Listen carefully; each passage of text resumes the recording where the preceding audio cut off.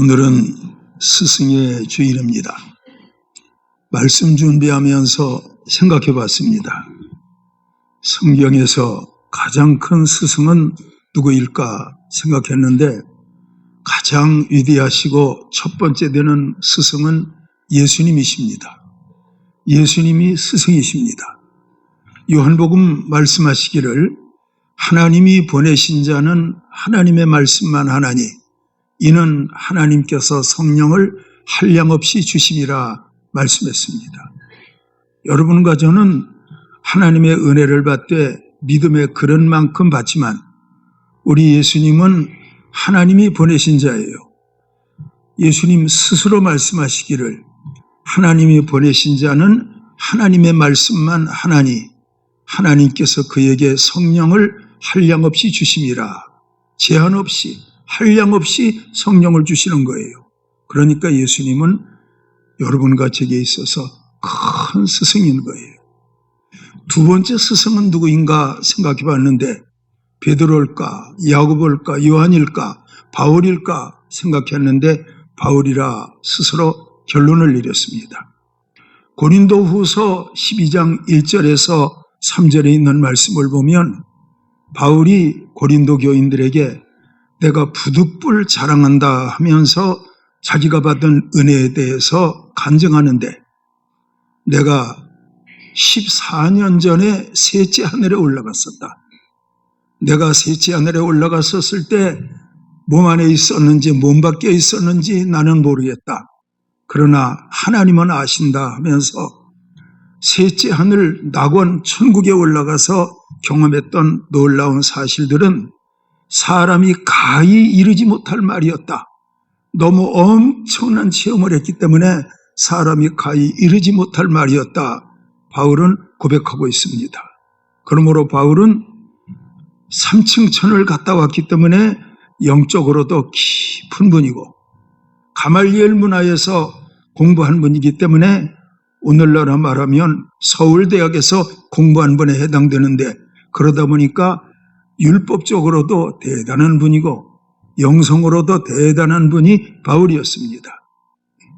베드로 같은 경우는 유대 땅 안에서 복음을 전했지만 바울은 유대 땅 안에서 전한 것이 아니고 이방으로 다니면서 하나님의 복음 전했어요. 사실은 여러분 이방으로 다니면서 복음 전하는 것이 너무너무 힘들어요. 바울은 많은 박해를 당했어요.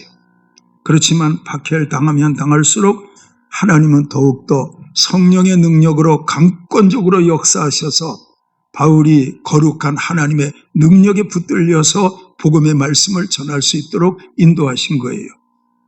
그 당시 문화가 발달되고 경제가 잘 돌아가고 그러나 죄악으로 하나님 앞에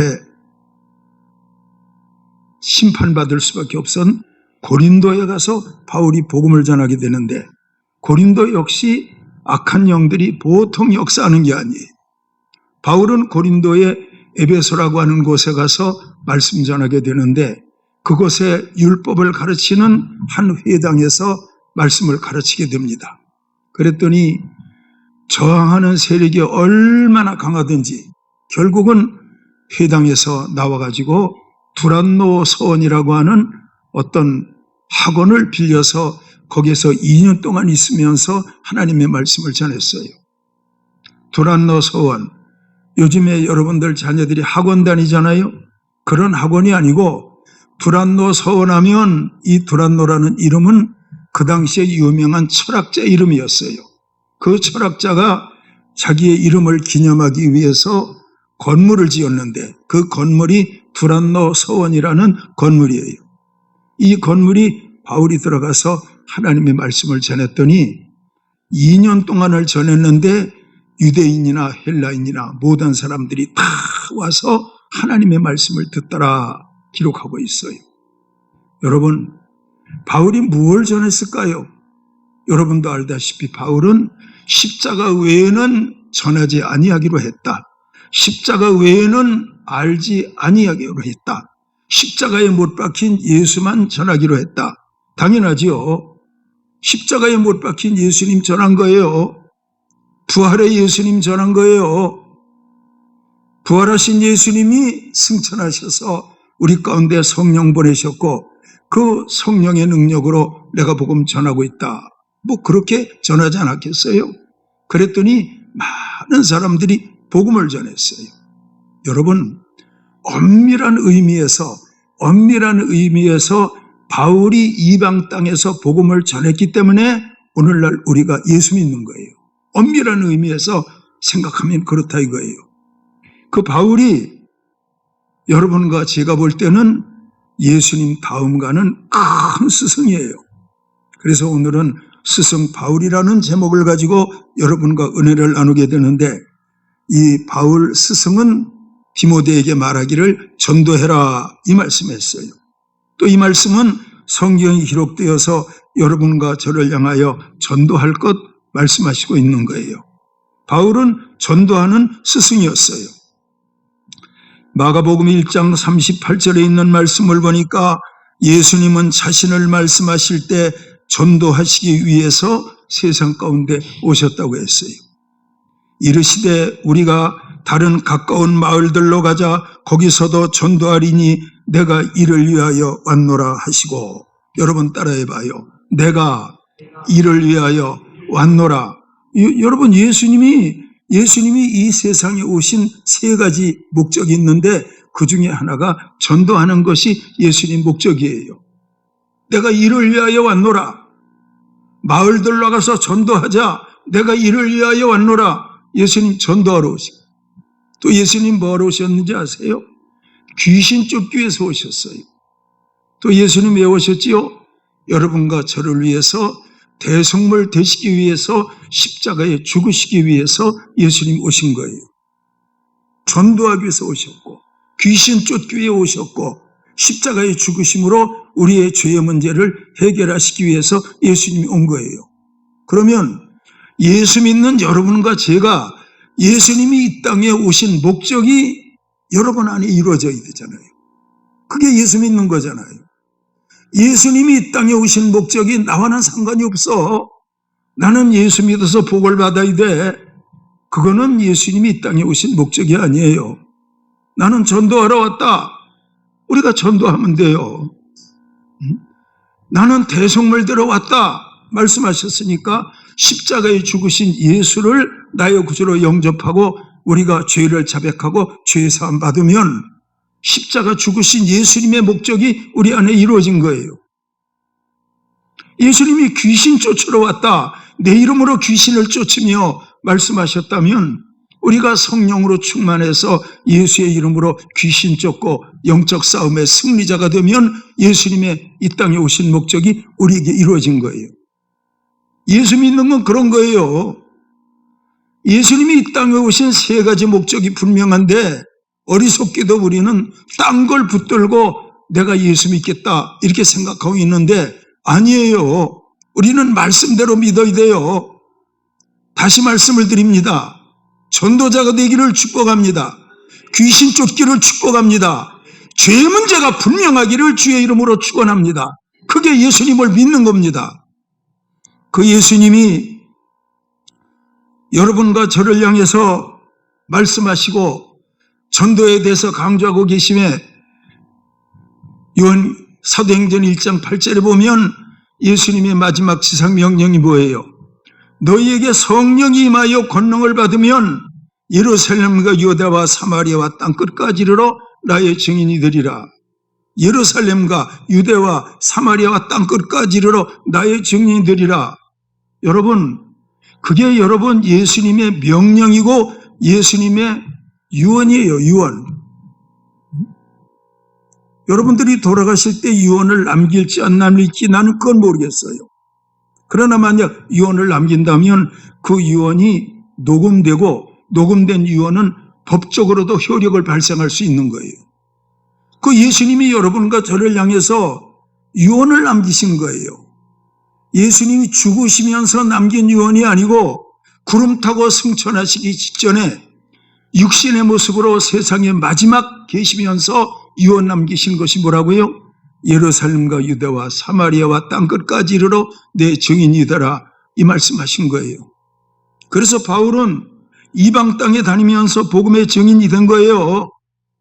여러분이 바울이 디모데후서 4장 2절에서 디모데에게 말씀하시는데 너는 말씀을 전파하라. 때를 얻든지 못 얻든지 항상 힘쓰라.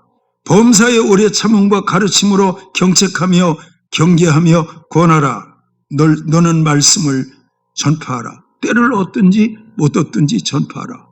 그런가 하면 다른 말씀 가운데는 듣든지 안 듣든지 복음을 전해라. 그런 말씀도 있어요. 여러분, 복음 전하는 여러분들 되기를 축원합니다. 저는 요즘에 새벽 예배 때마다 요한복음을 말씀을 전하면서 거기에서 깨달은 게 있어요. 심는 자가 있고 거두는 자가 있고, 우리가 잘못 생각하면 내가 전도한 것은 내가 내 눈앞에서 반드시 열매를 맺어야 돼, 그렇게 생각할 수 있는데 예수님 말씀하시기를 심는 자가 있고 거두는 자가 따로 있다, 그런 말씀도 하셨어요. 그렇습니다. 우리가 누구에게 길에서 만나든지 어떤 지인을 만나든지 예수 믿어요, 천국 가세요, 예수 믿고 죄 사함 받으세요, 그렇게 복음을 전했대. 근데 그 사람이 당장 믿지 않았어요. 그런데 그 사람이 훗날 여러분들이 전했던 그 말이 마음 가운데 남아있어서 그분이 병들고 힘들고 실패하고 했을 때 그 말이 떠올라와서 여러분들의 전도의 말을 생각하면서 그분이 교회 나와서 예수 믿고 구원받을 수 있다, 그 말이에요. 내가 전하는 현장에선 예수 안 믿었는데 내가 지나가는 말로 한마디 하는 것 같은데 때가 되니까 그 사람이 예수 믿어 구원받은 거예요. 내가 천국 갔는데 내가 그분 얼굴 알질 못해. 그런데 그분이 영적으로 나를 알아보고 당신이 복음 전해서 내가 천국 갔습니다, 그럴 일이 얼마든지 있을 수 있다, 이거예요. 저는 우리 교회 성도님들을 향해서 전도하세요, 전도하세요. 성경이 그랬잖아요. 주 예수를 믿으라, 그리하면 너와 네 집이 구원을 얻으리라. 이건 가족 구원을 말하거든요. 전도하십시오 하면 대부분 전도에 대해서 부정적인 경우가 많더라니까. 목사님 안 믿을 사람이에요. 사람은 참 착한데 안 믿을 사람이에요. 전도 안 했나요? 했지요. 그런데 했더니 자네나 잘 믿으소. 그런데 참 그 말씀 들으면서 제가 여러분 그래도 전도해야지. 때를 얻든지 못 얻든지 듣든지 아니 듣든지 여러분 천국 가는 그날까지 전도의 말을 쉬면 안 돼요. 끊임없이 전도하고 또 전도해야 돼요. 여러분, 우리가 사람들에게 어떤 말을 할 때 그 사람들이 좋아하는 말이 있어요. 그건 뭐냐? 세상 얘기하면 좋아해요. 골프 치는 사람한테 골프 얘기하면 좋아해요. 바둑 두는 사람한테 바둑 얘기하면 좋아해요. 근데 세상적으로 살아가는 그분에게 예수 믿고 천국 가세요, 그게 이해가 돼요? 현실적으로 전혀 맞지 않아요. 그 사람은 세상적으로 좋아하는 이성에 속한 사람이고 육신에 속한 사람인데 그분에게 십자가를 얘기하고 천국을 말했을 때 그게 되느냐는 말이에요. 안 들어요.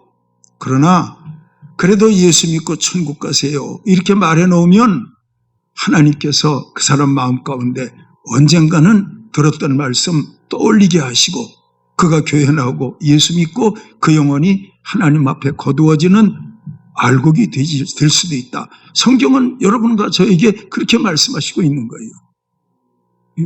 저는 여러분들에게 축복하고 권고하는데요, 여러분들 가족들에게 자꾸 말하세요. 자꾸 말하세요. 아마 마귀가 여러분들 마음에 미혹의 언어로 속삭일 거예요. 그 사람은 안 믿어, 안 믿어. 야, 하지마, 하지마. 그럴 거예요. 그래도 자꾸 말하세요. 왜? 여러분, 영혼의 열매는 하나님이 하시는 거죠. 왜 우리가 마귀의 미혹의 소리를 듣고 전도 안 하고 안 믿을 거야? 그렇게 생각하면 안 돼요.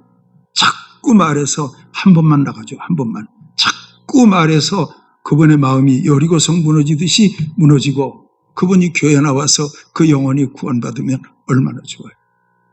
저는 여러분 알아들으십시오. 저는 여러분 지금까지 목회 생활하면서 임종하는 사람들의 모습을 내가 수없이 목격했어. 어떤 분들은 참 편안하게 임종하는데 어떤 분들은 너무 고통스러워. 죽어지지 않는 게 이게 너무 힘든 거야. 쉽게 죽으면 얼마나 좋겠어. 그런데 죽어지지 않는 것이 이게 보통 힘든 게 아니에요. 그러나 여러분, 그분이 예수를 잘 믿고 성령께 붙들려서 그분의 인생이 끝날에 그 영혼이 천사들에게 받들려서 천국에 갈 수 있다면 그보다 더 좋은 일이 어디 있어요. 그러므로 여러분, 남편 사랑하고 아내 사랑하고 자식 사랑하고 부모 사랑하는 건 그 영혼이 천국 가게 하는 것, 이게 진짜 사랑이에요. 이게 본질에 속한 사랑이에요. 아시기를 주의 이름으로 축원합니다. 저는 지금도 생각나는데 제가 어릴 때 키가 큰 양반이 어디서 왔는지 몰라요. 저희 아버지하고 되게 친해가지고 저희 집에 오셨어. 근데 제가 어린 나이에 봐도 참 잘생긴 분이야. 키가 크고. 그런데 그때 저희 집 어머니나 아버지가 예수 믿을 때인데 여러분, 그 사람을 한 달 동안 데리고 살았다니까. 한 달 동안. 그 이상한 사람을 한 달 동안 저희 집에 데리고 살았다니까. 데리고 살았다면 좀 이상한데 손님처럼 모시고 살았지. 방 안에 잠을 자면 제가 여기 자면 제가 어머니 여기 자고 아버지 여기 자고 그 다음에는 맨가에 그분이 주무셨다니까. 남의 식구를 데려다가 여러분 그렇게까지 할 필요가 있겠어요? 근데 그렇게 하니까 그분의 마음이 열리더라니까. 그래서 예수 믿었다니까. 그분이. 예수 믿으면 그것으로 감사하고 끝나야 되는데 또 어머니가 그분을 장가를 보내야 되는데 또 그 이웃에 어떤 노처녀가 하나 있었는데 몸이 좀 약했어요. 지금은 생각해도 살이 안 쪘어. 바싹 말라가지고. 근데 그분하고 중매에서 또 결혼을 시켰어 또. 그래가지고 예수를 잘 믿는 사람을 만들었다니까. 저는 예수 믿는 그 영혼의 열매에 대해서는 이해하는데 어떻게 한 방 안에서 남의 식구를 데려다가 한 달 동안 같이 잠을 자고, 난 그건 지금도 이해를 못해. 나중에 천국 가면 물어봐야 되겠어. 그러나 여러분, 한 영혼을 구하기 위해서는 그렇게도 하시더라니까. 참 저희 어머님은 그런 거 생각하면 미련했어. 그러나 영혼을 사랑하는 마음이 얼마나 귀했는지.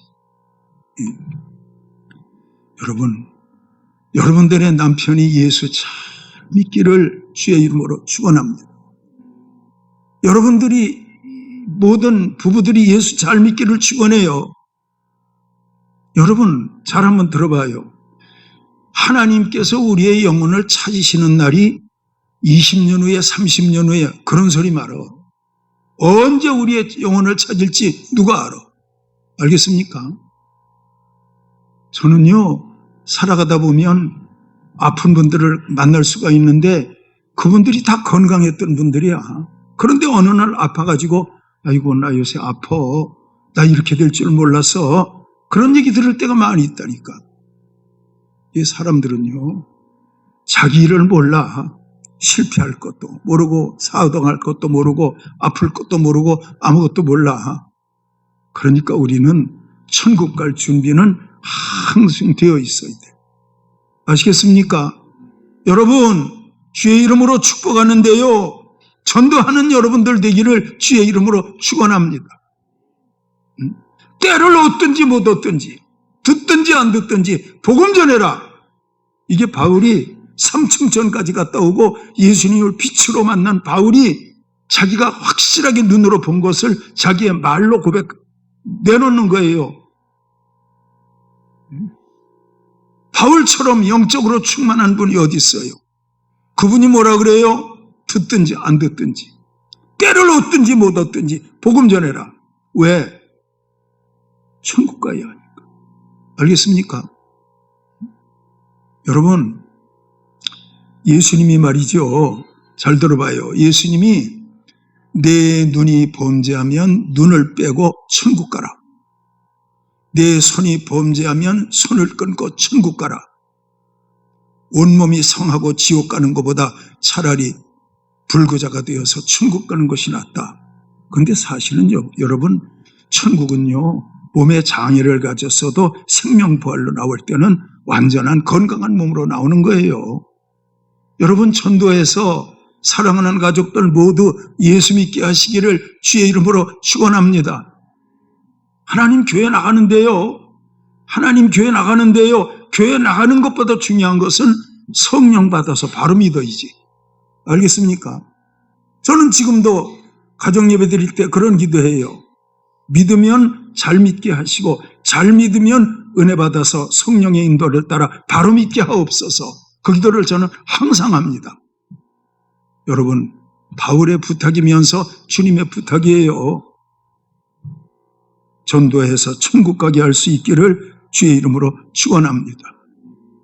그리고 여러분, 바울은 자기를 뭐라고 했느냐면요, 고린도전서 4장 15절에 말하기를 그리스도 안에서 1만 스승이 있으되 아비는 많지 아니하니 내가 그리스도 안에서 너희를 낳느니라 그랬어요.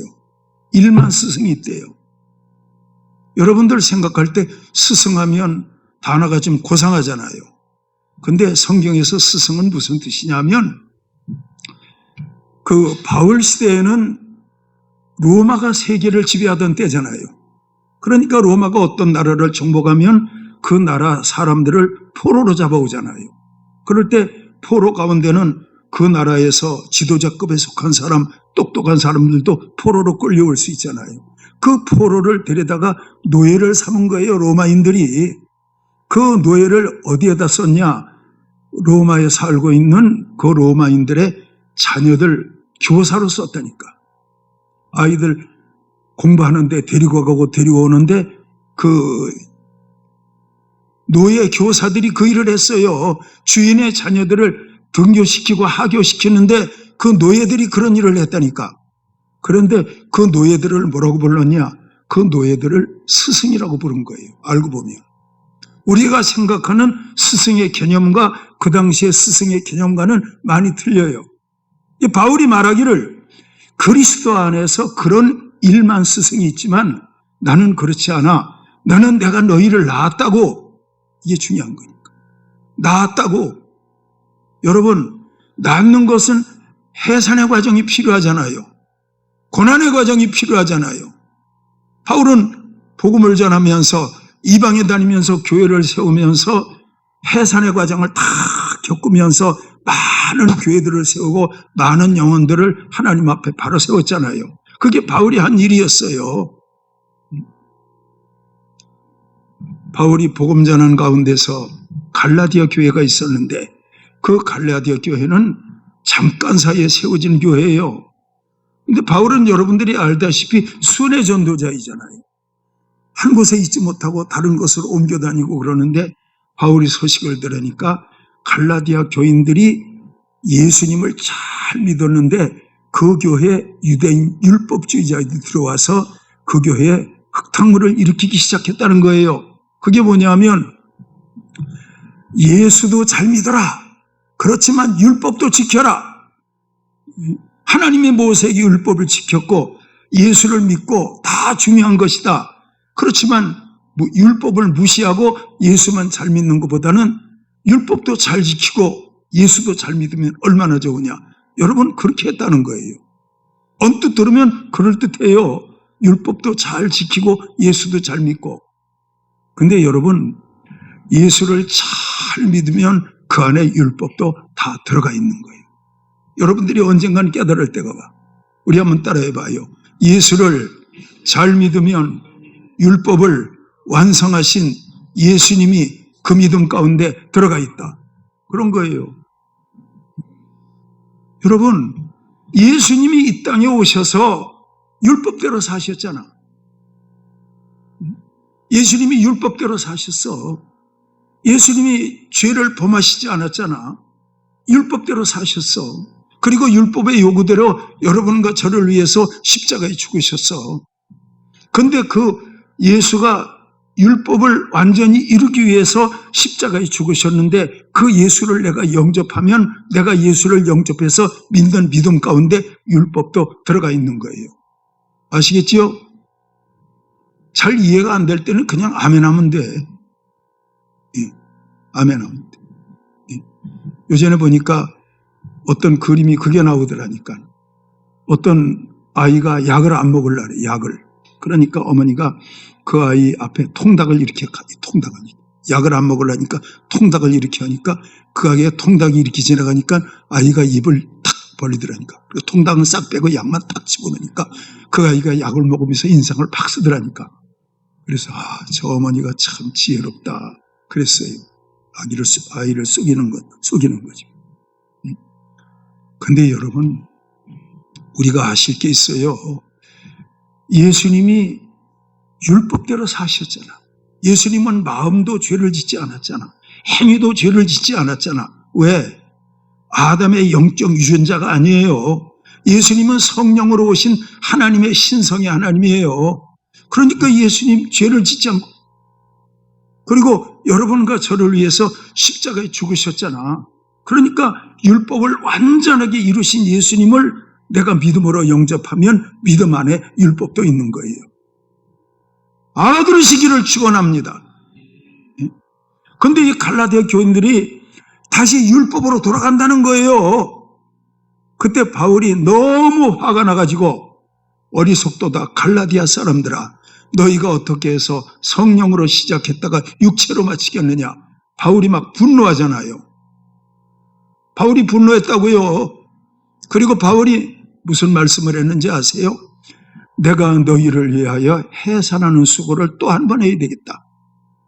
변질된 신앙을 성령 충만한 신앙으로 세우기 위해서 바울이 내가 해산하는 수고를 또 한 번 해야 되겠다.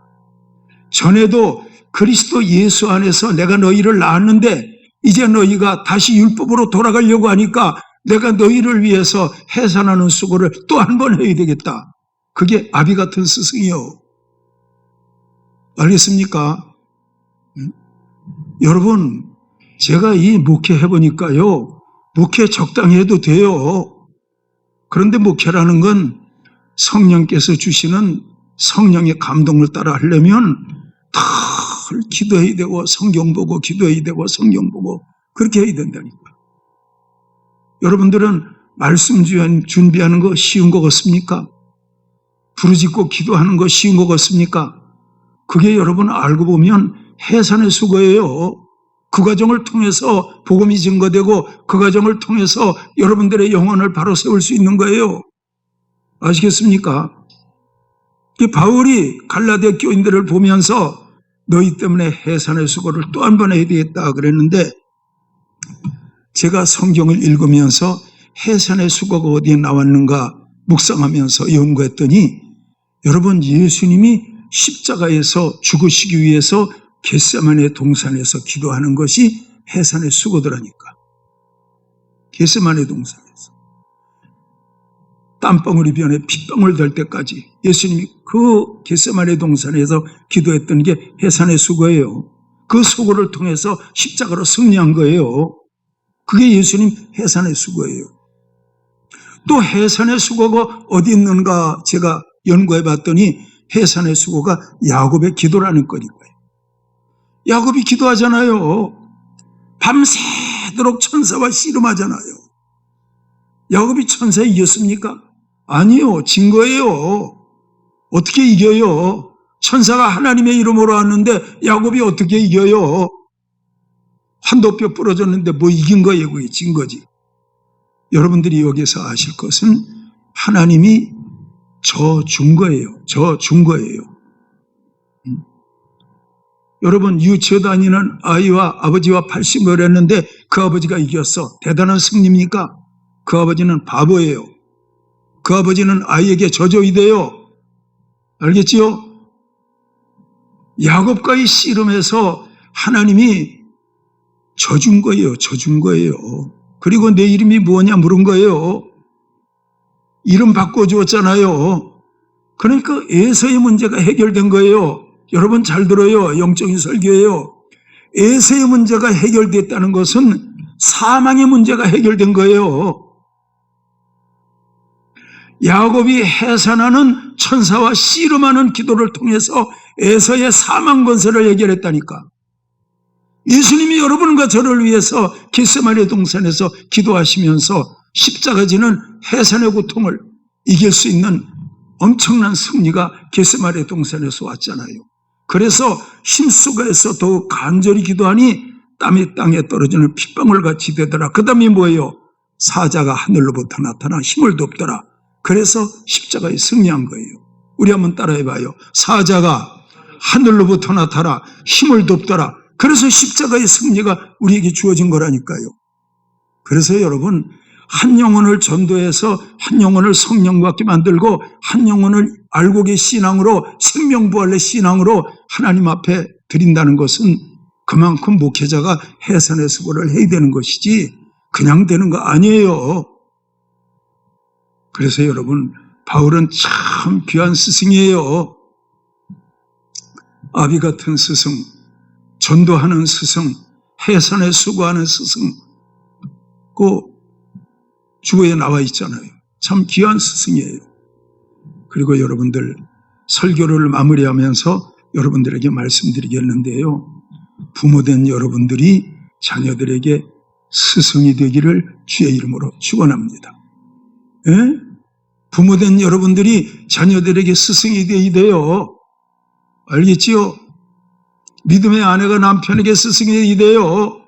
믿음의 남편이 아내에게 스승이 되어야 돼요. 얼마나 중요한 거예요. 그리고 마지막으로 하나 더 말씀드릴 것은 우리가 부르는 찬송 가운데 보면 예수를 알기 원하면 찬송가가 있는데 성령이 스승 되셔서 참도를 가르치시니 내 평생의 소원, 내 평생의 소원, 대속해 주신 구주를 간절히 알기 원하네. 그런 찬송가가 있는데 마지막으로 마무리하면서 부탁하는데요. 여러분 안에 계신 성령님이 여러분들에게 스승이 되기를 주의 이름으로 축원합니다. 믿습니까? 가슴에 손을 얹어봐요. 주여, 내 안에 계신 성령님이 내게 스승이 되기를 원합니다. 손 내리시고. 그래서 요한복음 14장 26절에는 보혜사 성령이 오면 내가 너희의 말한 것 생각나게 하리라. 성령이 스승이. 요한복음 15장 26절 성령이 오시면 그가 나를 증거할 것이요. 그래서 저는 말씀 준비할 때마다 성령님 내 안에서 스승 되시지요. 말씀 준비할 때 나를 인도해 주세요. 어떤 말씀을 전하든지 말씀 다 듣고 난 다음에 하늘사람교회 성도들이 나 오늘 십자가의 주님 만났어. 나 부활의 주님 만났어. 나 성령의 주님 만났어. 그렇게 신앙생활하면 제 설교는 주 안에서 성공한 설교라고 말할 수가 있겠어요. 여러분 예수 잘 믿기를 주의 이름으로 축원합니다. 스승 되기를 축원합니다. 스승의 소리를 들을 줄 아는 귀가 열리기를 축원합니다. 여러분 안에 성령님을 스승님으로 모시고 살아갈 수 있는 큰 은혜가 있기를 주님의 이름으로 축원합니다. 기도하겠습니다.